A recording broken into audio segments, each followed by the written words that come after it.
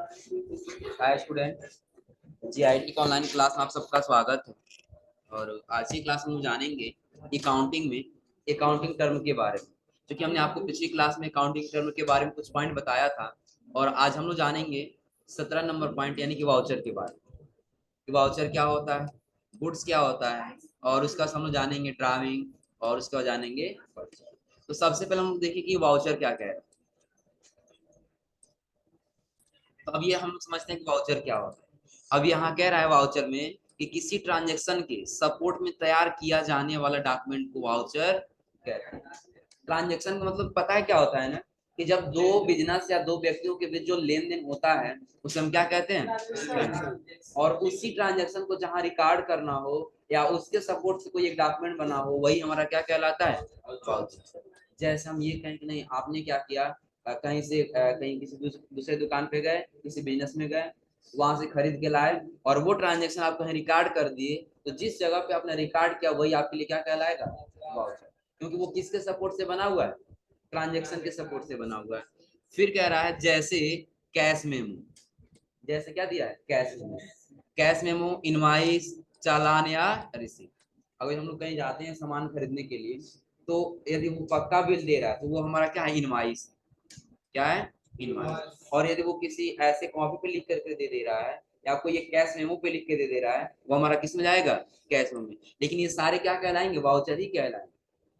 क्या कहलाएंगे, वाउचर। कि यदि आपने दो व्यक्तियों के बीच जो लेन देन किया है ना, वही ट्रांजेक्शन यदि आपको रिकॉर्ड करना हो, जहां रिकॉर्ड करेंगे वही आपका लोकेशन क्या कहलाएगा, वाउचर कहलाएगा। जैसे आपका कैश मेमो भी दिया है, इनवाइस दिया है, चालान, अगर जो हो चालान आपने बुक किया है और वो यदि आपको ट्रांजेक्शन का रिकॉर्ड करना हो तो भी आप वो आपका वो क्या कहलाएगा, वाउचर। रिसीप्ट यानी कि किसी से पैसा कुछ रिसीव करना है या कोई प्रोडक्ट रिसीव करना है, तो भी उसका ट्रांजेक्शन आप जहां नोट करेंगे वो आपके लिए क्या कहलाएगा, वाउचर। और फिर आगे कह रहा गुड्स। गुड्स किसे कहते हैं, तो कह रहा व्यापारी जिस वस्तु का व्यापार करता है वह उस बिजनेस के लिए गुड्स कहलाता है।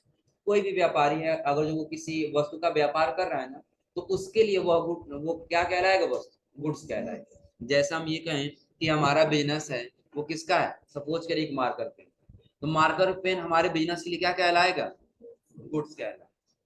क्या कहलाएगा, हम बिजनेस किए हैं, आ जाओ, और हमारा बिजनेस है और हम सिर्फ क्या कर रहे हैं, मार्कर पेन का और जो परचेज और सेल कर रहे हैं, तो ये हमारे लिए क्या कहलाएगा, गुड्स कहलाएगा। फिर आगे कह रहा है क्या, दूसरे शब्दों में बिजनेस में पुनः सेल करने की उद्देश्य से खरीदी गई वस्तुएं गुड्स कहलाती हैं।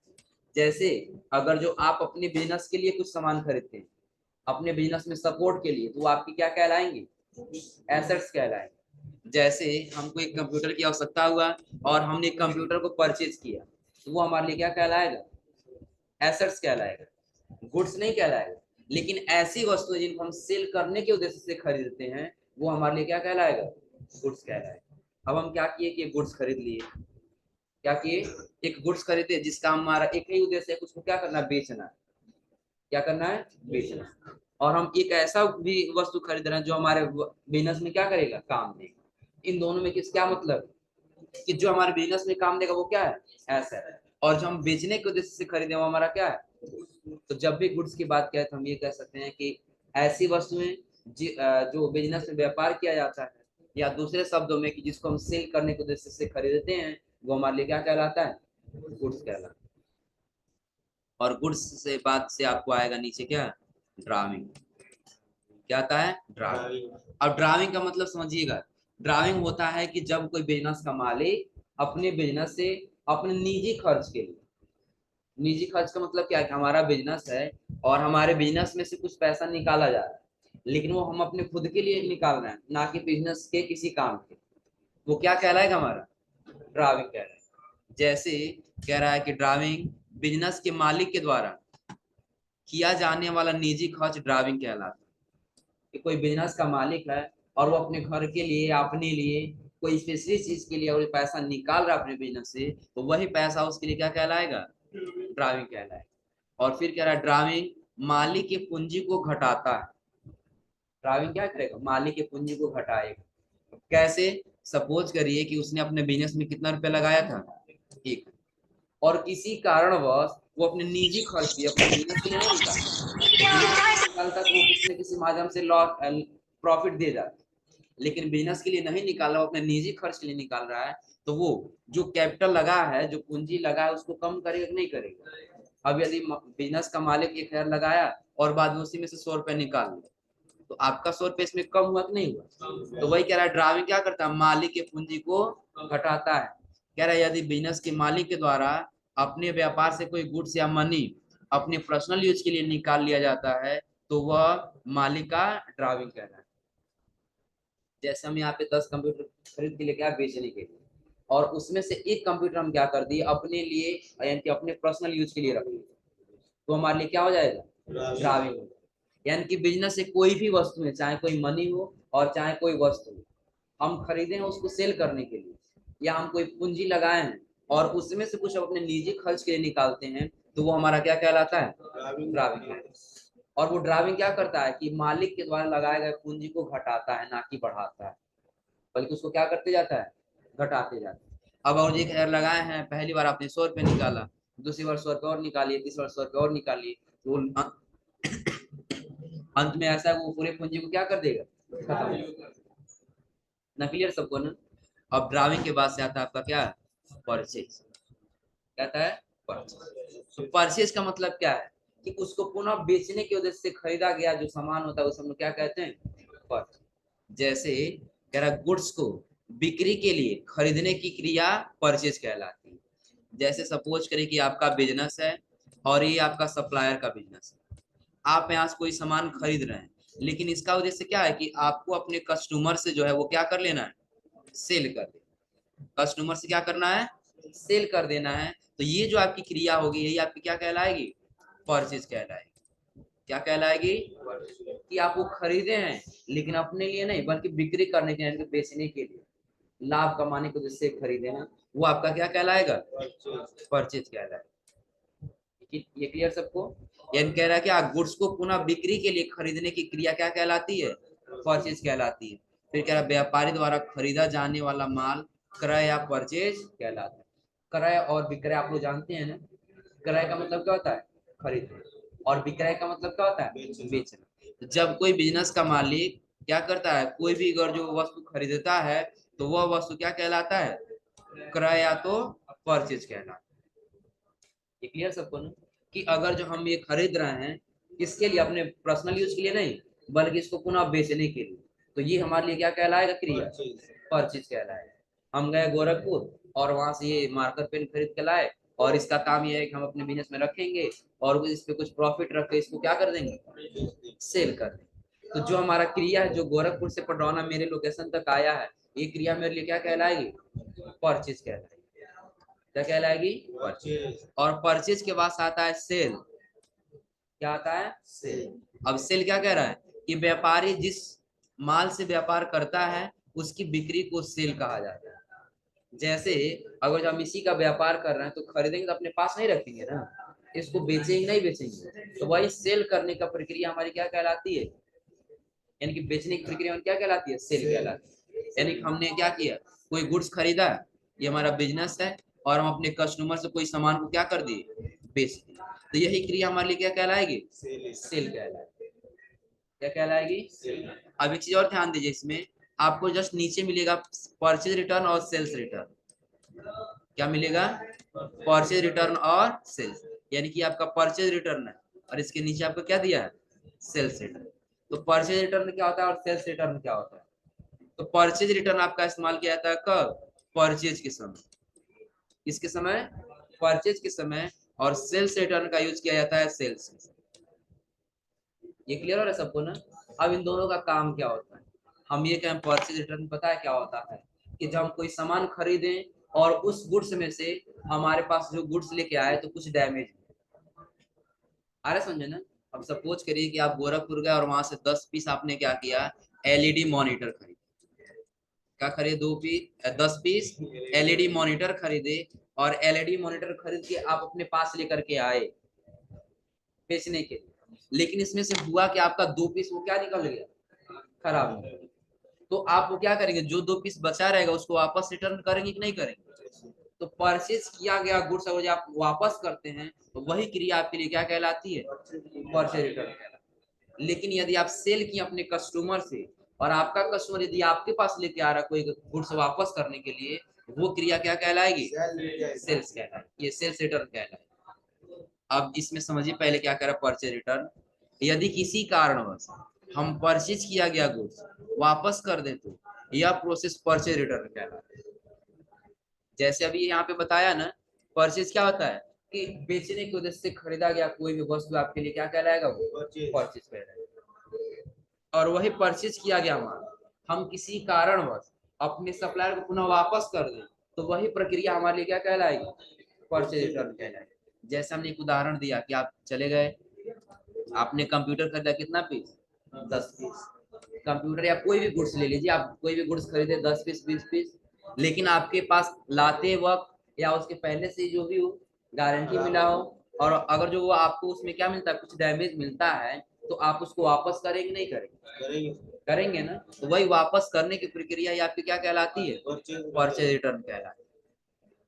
और उसके बाद आपका आता है क्या, सेल्स रिटर्न। अब कह रहा है यदि हमारा कस्टमर किसी कारणवश परचेज किया गया गुड्स हमें वापस कर दे तो यह प्रोसेस क्या कहलाता है, सेल्स रिटर्न कहलाता है। यदि हम कोई सामान अब सेल कर रहे हैं, आ रहा समझे ना, और वो किसी कारण से यदि हमारे पास लेके आता है वापस करने के लिए तो वही प्रक्रिया हमारे लिए क्या कहलाएगी, सेल्स रिटर्न। जैसे अब हमने क्या किया, माना कि हमारे कस्टमर का, हमारे सप्लायर का बिजनेस है, ये हमने माना कि हमारा बिजनेस है, और ये हमने माना कि हमारे कस्टमर का बिजनेस, यानी कि क्या, तो पहला हमारे सप्लायर का है और ये हमारा बिजनेस है और ये हमारे कस्टमर का है। तो ये यहाँ से हम जो सामान खरीद करके लेके आए हैं, ये हमारा प्रोसेस क्या है, परचेज, क्या है, परचेज। और जो अपने पास अपने कस्टमर के पास हम बेचे हैं वो हमारा क्या है, सेल्स, क्या है।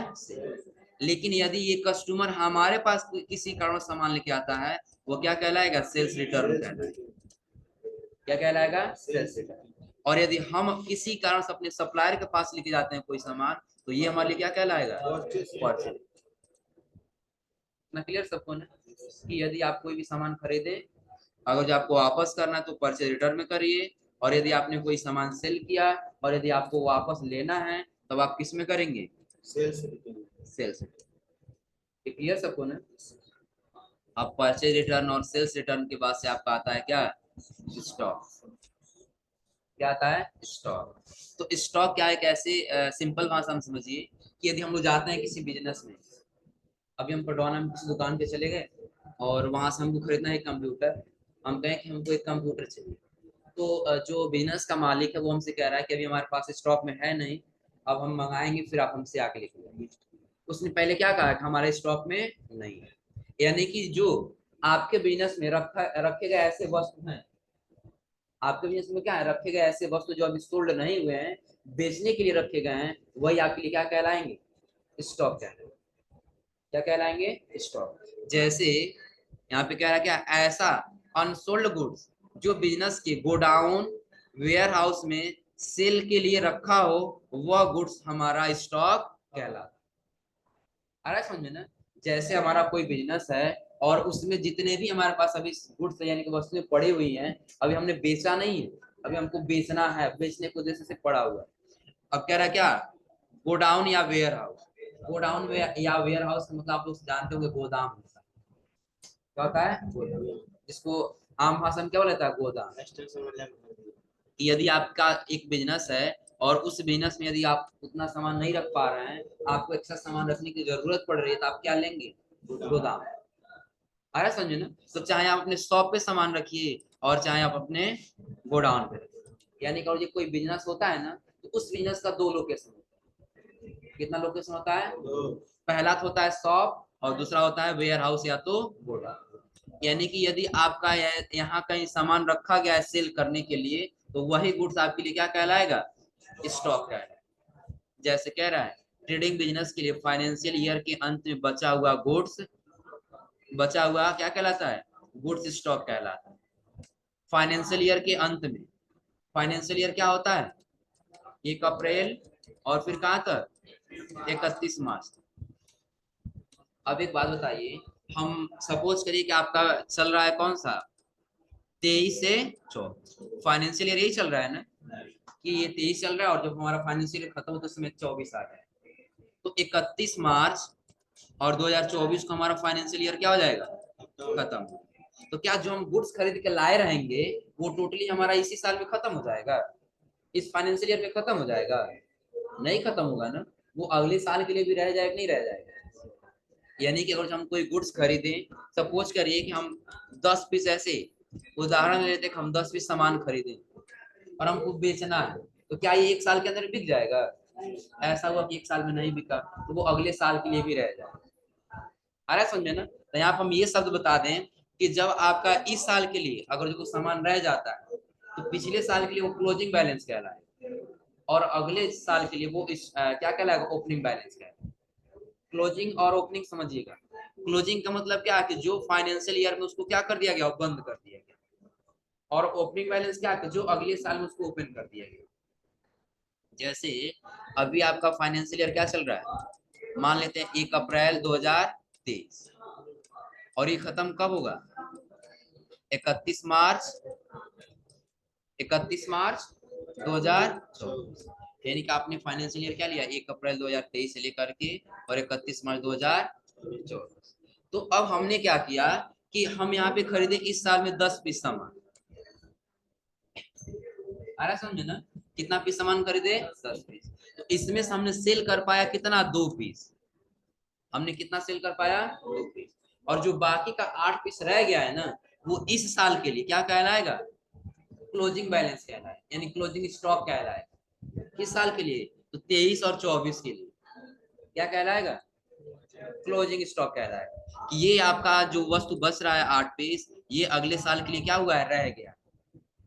आ रहा समझे ना?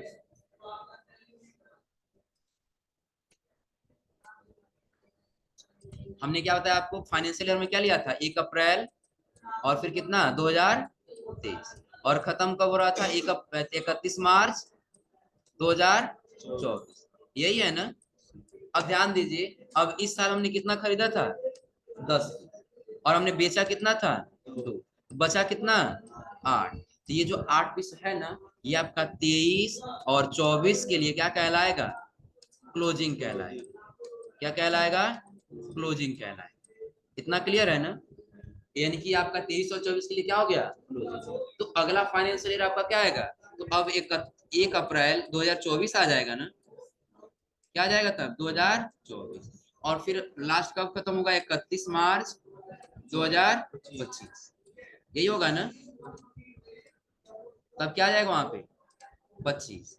तो अब ये फाइनेंशियली हमारा क्या हो रहा है, 24 और 25, यही होगा ना, 24 और 25। तो 24 और 25 के लिए जो 8 पीस बचा हुआ है, ये बस उसके लिए क्या कहलाएगा, ओपनिंग स्टॉक कहलाएगा। क्या कहलाएगा, ओपनिंग स्टॉक। इतना क्लियर सबको ना, कि जब हम जिस साल में हम हैं, जिस साल हमने सामान को खरीदा, यदि उस साल में सेल नहीं हो पाया तो वो गुड्स उस साल के लिए क्या हो जाएगा, क्लोजिंग स्टॉक हो जाएगा, और अगले साल के लिए क्या हो जाएगा, ओपनिंग स्टॉक हो जाएगा। ये क्लियर सबको ना? और स्टॉक क्या है, कि जो हम अपने बिजनेस में बेचने के उद्देश्य से अभी रखे गए हैं, अभी उसको हमने बेचा नहीं है, वो हमारे लिए क्या कहलाएगा, स्टॉक कहलाएगा। चाहे आपका वो शॉप पे हो, चाहे आपका वेयर हाउस पे हो या गोडाउन। ये क्लियर सबको ना?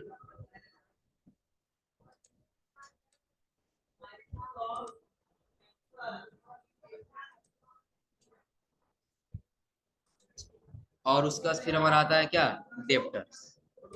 फिर क्या आता है, डेप्टर्स। डेप्टर्स मतलब होता है कस्टमर। क्या होता है, कस्टमर, यानी कि जिससे आप गुड्स को क्या करते हो, सेल करते हो।